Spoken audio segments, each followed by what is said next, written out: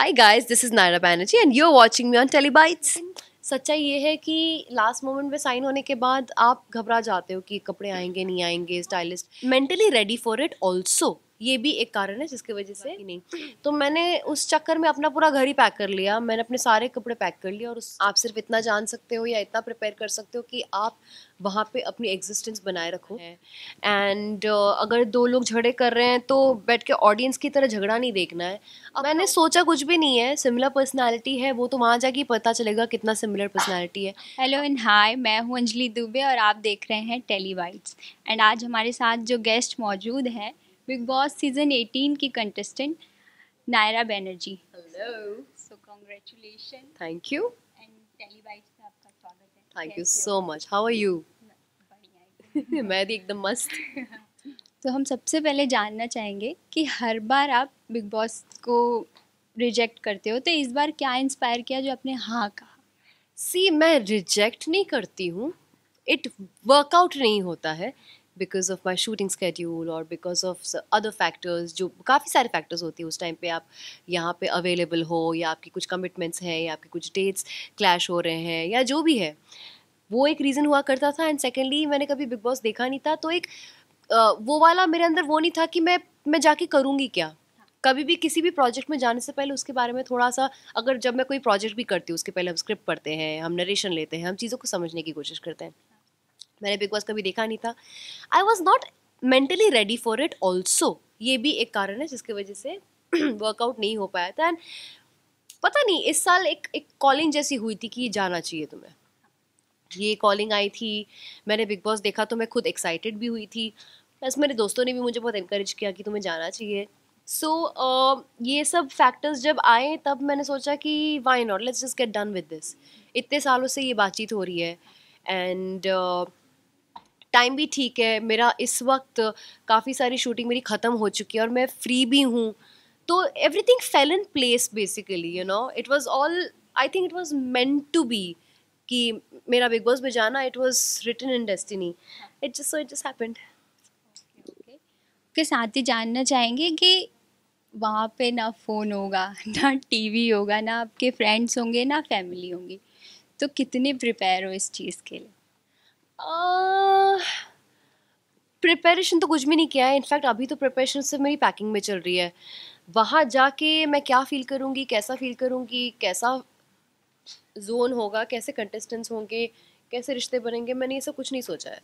क्योंकि कोई भी चीज़ आप प्रिपेयर करके नहीं जा सकते, आप सिर्फ इतना जान सकते हो या इतना प्रिपेयर कर सकते हो कि आप वहाँ पे अपनी एग्जिस्टेंस बनाए रखो। एंड वही करो जो सही है। एंड पब्लिक आपको देख रही है, आपको प्यार करती है, तो आप उनको एंटरटेन करो। आई थिंक यही तीन चीज़ें मेरे दिमाग में है और यही चीज़ मैं करना चाहूँगी। क्योंकि जैसा कि आपने कहा पैकिंग, तो हम पैकिंग पे आते हैं। कितनी सारी पैकिंग कर लिया है आपने? बहुत सारी पैकिंग की है यार। जब वो लोग भी मेरी चीज़ें देख रहे थे, they were like, you know, Naira तुम्हारी चीज़ें बहुत ज़्यादा है। मैंने भी देख के सोचा कि हाँ, मैंने इतनी पैकिंग की है और ये आधी पैकिंग है, आधी पैकिंग तो अभी जाने वाली है। तो मैं भी थोड़ी सी शॉक हो गई थी, लेकिन सच्चाई ये है कि लास्ट मोमेंट में साइन होने के बाद आप घबरा जाते हो कि कपड़े आएंगे नहीं आएंगे, स्टाइलिस्ट मतलब सही चीज़ें प्रॉपर थीम वीम होगा कि नहीं। तो मैंने उस चक्कर में अपना पूरा घर ही पैक कर लिया, मैंने अपने सारे कपड़े पैक कर लिए और उस चक्कर में बहुत ज़्यादा पैकिंग हो गई है। ओके ओके ओके, साथ ही जानना चाहेंगे कि कंट्रोवर्सी होती है, झगड़े होते हैं किचन को लेके, कभी बाथरूम को लेके, तो उसके लिए कितने प्रिपेयर हो? बिकॉज वहाँ पे लड़ाइयाँ हो जाती है। यार लड़ाई तो नॉर्मल है, लड़ाइयाँ तो लाइफ में होती है। अगर कोई कुछ बदतमीज़ी करता है या कोई क्लैश ऑफ ओपिनियन होता है तो लड़ाइयाँ होती है, इसमें प्रिपेयर होने की कोई ज़रूरत नहीं होती है। आपको बस देखना है कि आपको लड़ाई को किस दिशा में लेके जाना है। That's all you have to see, so it's all that. Okay, finally आपने जब ये डिसीज़न लिया कि बिग बॉस सीज़न 18 में अब जाना ही है, तो मतलब सबसे पहले आपने एक्साइटेड होके किसको बताए? नर्वसनेस या कुछ भी, मतलब कौन से फ्रेंड को आपके? मैंने सबसे पहले तो मॉम को बताया, फिर मैंने निशांत को बताया, फिर मैंने शिव को बताया, और फिर पारस को भी बताया, और फिर डीनो को बताया।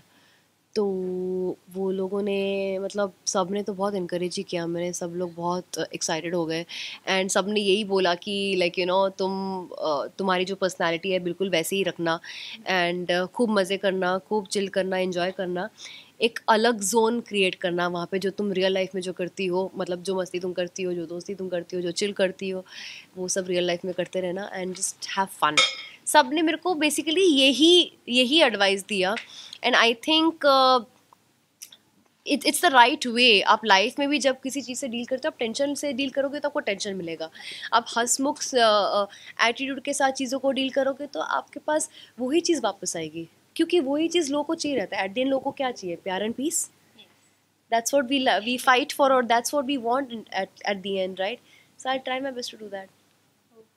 साथ ही जानना चाहेंगे कि आपके मतलब कौन से फ्रेंड्स हैं, आप कितने सारे फ्रेंड्स आपके रियलिटी शोज़ कर चुके हैं, तो किससे क्या सीखा आपने?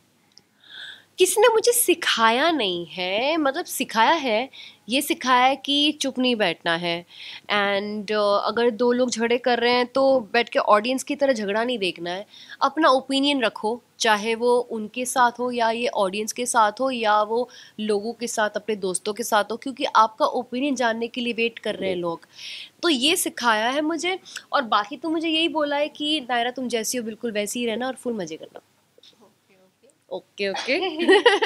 साथ ही नाम आ रहा है निया शर्मा का, तो क्या कुछ सोचा है? फिर भी मतलब सुनने में बहुत आया होगा आपको सिमिलर पर्सनालिटी, तो क्या कुछ सोचा है?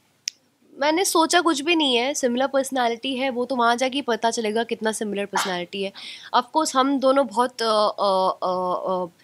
आउटर वर्ल्ड के साथ हम बहुत ज़्यादा कॉन्फिडेंट हैं, बट बिग बॉस एक अलग सेटअप होता है, वहाँ पे जेन्युइन कनेक्शंस बनने के चांसेस बहुत हाई होते हैं एंड देखते हैं मेरा और उनका वाइब कैसा मैच होता है। Okay okay. सो ये भी हो जाता है कि लास्ट रोने तक आ जाता है, कभी कभी डांट सुनने को मिलता है, तो उसके लिए क्या कुछ सोचा है? कुछ तो आया रहेगा कि मतलब हाँ ठीक है, देखा ही है कि डांट तो मिलती है, सब कुछ होता है, तो क्या सोचा? देखो, मैं गलत करूँगी तो डांट मिलेगी, सही करूँगी तो तारीफ मिलेगी, एक्सेप्टेंस है। जब हम घर पे गलत करते हैं तो पेरेंट्स हमें डांटते हैं, जब अच्छा ही करते तो हमें तारीफ करते हैं। आपको बस ओवर कॉन्फिडेंट नहीं होना है, चीज़ों को जो वो एडवाइस दे रहे हैं उनको सीखना है और सही रास्ते पे चलना है। तो हम सब मेरा यही कहना है, सबका ही कहना है कि आप जब घर के बाहर आए तो ट्रॉफी जीत कर ही आए, एंड आपके व्यूअर्स को क्या कुछ मैसेज देना चाहिए? Okay okay. मैं चाहूँगी कि आप मुझे बहुत सारा प्यार दो और मुझे बहुत सारा वोट करो, बिकॉज़ मैं चाहूँगी कि मैं ट्रॉफी लेके आऊँ और मेरा जीतना मतलब आप सब लोग जिन्होंने मुझे सपोर्ट किया है उन सब का जीतना है एंड आई होप हम सब जीतें। So thank you so much. For top serials on sets to personal interviews and fun segments with actors, subscribe to Telebytes right away.